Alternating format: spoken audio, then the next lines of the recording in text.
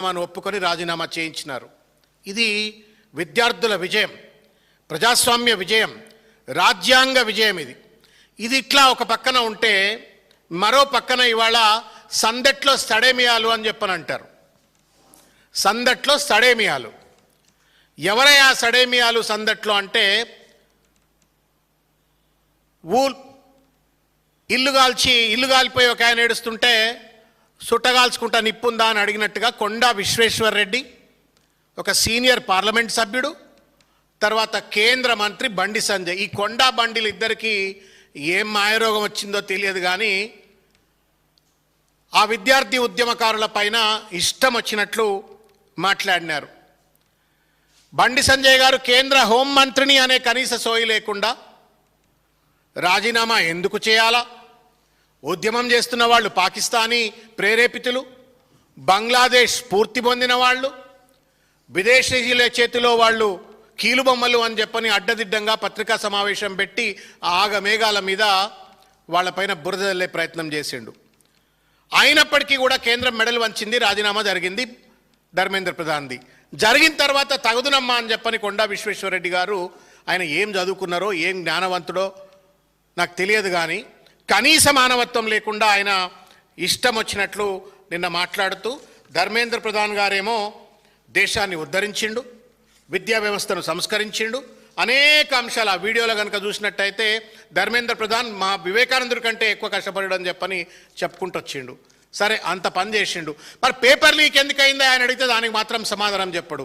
అన్ని మంచి పనులు చేసిండు కాబట్టి అక్కస్తోటి విద్యార్థులు ఉద్యమం చేసిండ్రు అని చెప్పని చిల్లరమల్లరగా మాట్లాడిన కొండా విశ్వేశ్వరరెడ్డి గారికి, కోట్ల రూపాయల అధిపతి కొండా విశ్వేశ్వరరెడ్డి గారికి పేదోళ్ల బాధ, పేద విద్యార్థుల తల్లిదండ్రుల బాధ, పరీక్ష పత్రాలు లీక్ అయితే వచ్చేటువంటి యొక్క కాన్సిక్వెన్సెస్ పైన కనీస అవగాహన లేక, మానవత్వం లేకుండా, సెన్సిటివిటీ లేకుండా, రెస్పాన్సిబిలిటీ లేకుండా ఇష్టం వచ్చినట్లు కాల్చిపడేస్తారట.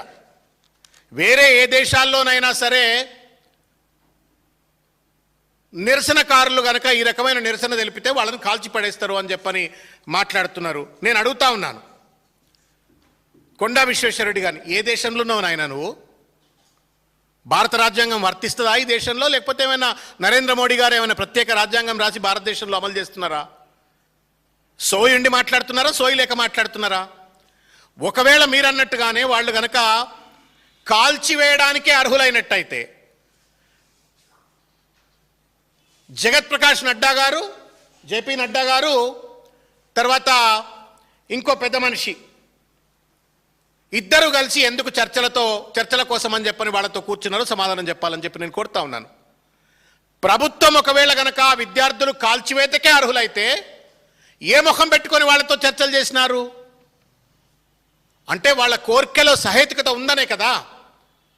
వాళ్ళ కోరికల్లో సహేతుక ఉన్న తర్వాత కొండా విశ్వేశ్వరరెడ్డి మీకెందుకు అనిపిస్తూ ఉంది వాళ్ళని కాల్చివేయాలని చెప్పని? బండి సంజయ్ గారు మీకెందుకు అనిపిస్తుంది వాళ్ళు పాకిస్తానీలు అని చెప్పని, లేకపోతే దేశద్రోహులు అని చెప్పని? మీరైనా తప్పు కావాలా, లేకపోతే ఢిల్లీలో జేపీ నడ్డా అయినా తప్పు కావాలా, నరేంద్ర మోడీ అయినా తప్పు కావాలా? ఇద్దరు సరిగారు. చిల్లర మల్లరగా మాట్లాడుతూ, ఒక అవకాశవాదంతో, ఒక హిపోక్రసీతో మాట్లాడుతూ ఇవాళ విద్యార్థి నిరుద్యోగులను అపహాస్యం చేయొద్దు అని చెప్పని నేను డిమాండ్ చేస్తూ ఉన్నాను. పిల్లలను రెచ్చగొట్టకండి. పిల్లలు పిడుగులు, వాళ్ళు పిల్లలు కాదు, పిడుగులు, కణకణ మండే అగ్ని రవ్వలు వాళ్ళు. నేను ప్రత్యక్షంగా చూసిన కొండా విశ్వేశ్వరరెడ్డి గారు, బండి సంజయ్ గారు ఇదే ఇందిరా పార్క్లో కేటీఆర్ గారి నేతృత్వంలో జరిగినటువంటి ఒక నీట్ పరీక్ష పత్రం లీక్ వ్యతిరేకంగా జరిగినట్టు దీక్షలో పాల్గొన్నటువంటి ఒక ముక్కు పచ్చలారని పిల్లల యొక్క ఆగ్రహవేశాలు చూస్తుంటే, వాళ్ళు లేవనెత్తిన ప్రశ్నలు చూస్తుంటే, ప్రజాస్వామ్య స్ఫూర్తి గురించి, రాజ్యాంగ స్ఫూర్తి గురించి వాళ్ళు మాట్లాడుతున్న తీరు చూస్తే, గల్లాలు బట్టి మేము నిలదీస్తాం పాలక వర్గాన్ని అని చెప్పని పొలికేకలు లెక్క పెడుతుంటే వాళ్ళని చూస్తుంటే, వాళ్ళని చూసి ఎప్పుడో ఇంటర్మీడియట్ డిగ్రీ చదువుతున్న కాలంలో మనం కూడా ఇట్లున్నాం కదా అని చెప్పని అనుకునేటువంటి ఒక ఉత్తేజం, ఒక ఉద్రేకం, ఒక ఆవేశం, ఒక స్ఫూర్తి కలిగింది. చిల్లర మన కోటాను కోట్ల రూపాయలు ఆస్తులు సంపాదించుకున్న మీకు పేదోడి బాధలు అర్థమైతాయి అని చెప్పని నేను అనుకోవట్లేను. నేను అడుగుతా ఉన్నాను ఇవాళ, నిరసన తెలిపితే రాళ్లతో కాల్చి చంపాలంటున్నాడు. మరి పేపర్ లీక్ చేసినోడు ఏం చేయాలా? నిరసన తెలిపితే కాల్చి చంపాలా? మరి పేపర్ లీక్ చేసినోడు ఏం చేయాలా? అమెరికాలో అయితే నిరసన తెలిపితే కాల్చి వేస్తారట, విదేశాల్లో. నాకు తెలిసినటువంటి ఒక కామన్ సెన్స్ ప్రకారంగా సౌదీ అరేబియా లాంటి దేశంలో ఒకవేళ కనుక ఇటువంటి ప్రశ్నపత్రాన్ని కనుక లీక్ చేసినట్టయితే రాళ్లతో కొట్టి చంపుతారు. మరి ధర్మేంద్ర ప్రధాన్ గారిని కూడా రాళ్లతో కొట్టి చంపాలని చెప్పని డిమాండ్ పెట్టాలనా? మీరు కనుక కాల్చి చంపాలే డిమాండ్ రైట్ అయితే ధర్మేంద్ర ప్రధాన్ గారిని, కేంద్రంలో లీక్ చేసిన పెద్దలందరినీ కూడా రాళ్లతో కొట్టి చంపాలనా? సౌదీ లాంటి న్యాయం భారతదేశానికి కావాలన్నా? సౌదీ రాజ్యాంగం భారతదేశంలో అమలు కావాలన్నా? బండి సంజయ్, కొండ విశ్వేశ్వరరెడ్డి సమాధానం చెప్పాలని చెప్పి నేను కోరుతా ఉన్నాను. ఇవాళ దాదాపు 40-50 మంది విద్యార్థులు ఈ నీట్ పరీక్ష వల్ల ఆత్మబలిదానం చేసుకున్నారు. లక్షలాది మంది కుటుంబాలు రోడ్ల మీదకి వచ్చి నిరసన దీక్ష తెలిపినాయి. అనేక మంది తల్లిదండ్రులు కకావికలమైన మనస్తత్వంతో ఒక మానసిక క్షోభను అనుభవించారు. కనీసం మీరు సహాయపడకపోయినా ఎంపతి అన్న చూపెట్టరా? మానవత్వం లేదా? మీకు కోటాను కోట్ల రూపాయల ఆస్తులు ఉండొచ్చు, పెద్ద పెద్ద బడాబాబులు కావచ్చు, కానీ పేదోడు నిరసన తెలిపే హక్కే లేదు భారతదేశంలో అంటే ఏం రాజ్యమయ్యా ఇది?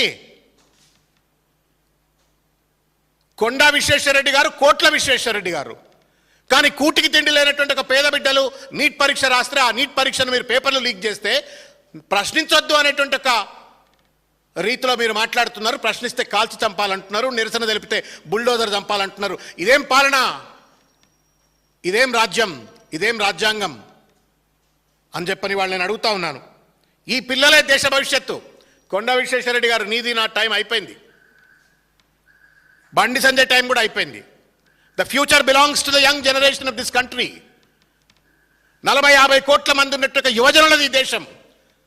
వాళ్ళ యొక్క నిర్మాణాత్మకమైన పాత్ర వల్లనే భారతదేశం బాగుపడుతుంది. కానీ అటువంటి ప్రశ్నించిన వాళ్ళని తుపాకులతో కాల్చి చంపాలని చెప్పని మాట్లాడే కొండా విశ్వేశ్వరరెడ్డి గారు, మానవత్వంతో మాట్లాడండి, బుర్ర ఉండి మాట్లాడండి బండి సంజయ్ గారు అని చెప్పని నేను విజ్ఞప్తి చేస్తా ఉన్నాను. ప్రజాస్వామ్యానికి పునాదే ప్రశ్న, నిరసన రాజ్యాంగ హక్కు. దాన్ని వాళ్ళ అపహాస్యం చేసేటువంటి రీతిలో మాట్లాడుతూ ఉన్నారు. మీకు మెదడు మోకాళ్ళలోకి వచ్చిందా, లేకపోతే మానవత్వం లేకుండా మీ ధనంతో, మీ అధికార మదంతో ఇష్టం వచ్చినట్లు ఏది పడితే అది మాట్లాడుతున్నారా అని చెప్పని నేను ఈరోజు ప్రశ్నిస్తూ ఉన్నాను. ఓట్లు వేసింది 5 ఏళ్ల పాటు నియంతృత్వ ధోరణితో ఏలడానికి లైసెన్స్ కాదు సార్. ప్రజాస్వామ్యం అంటే 5 ఏళ్లకోసారి ఇచ్చే భిక్ష కాదు. ఎక్కడి పడితే అక్కడ గల్లాలు బట్టి రాజకీయ వ్యవస్థను, పాలక వ్యవస్థను పట్టుకునేటువంటి, గల్లాలు పట్టుకునేటువంటి ఒక హక్కు, నిలదీసేటువంటి ఒక హక్కు, ప్రశ్నించేట ఒక హక్కు. ఓట్ల దగ్గరకు వచ్చినప్పుడేమో కాళ్ళు మొక్కుతారు, కానీ వాళ్ళ మౌలిక హక్కుల కోసం, న్యాయం కోసం వాళ్ళు పోరాటం చేస్తే దేశద్రోహులు అని చెప్పని వాళ్ళ బీజేపీ ముద్ర వేస్తూ ఉంది. ఒక పక్కనేమో చర్చలు చేస్తారు.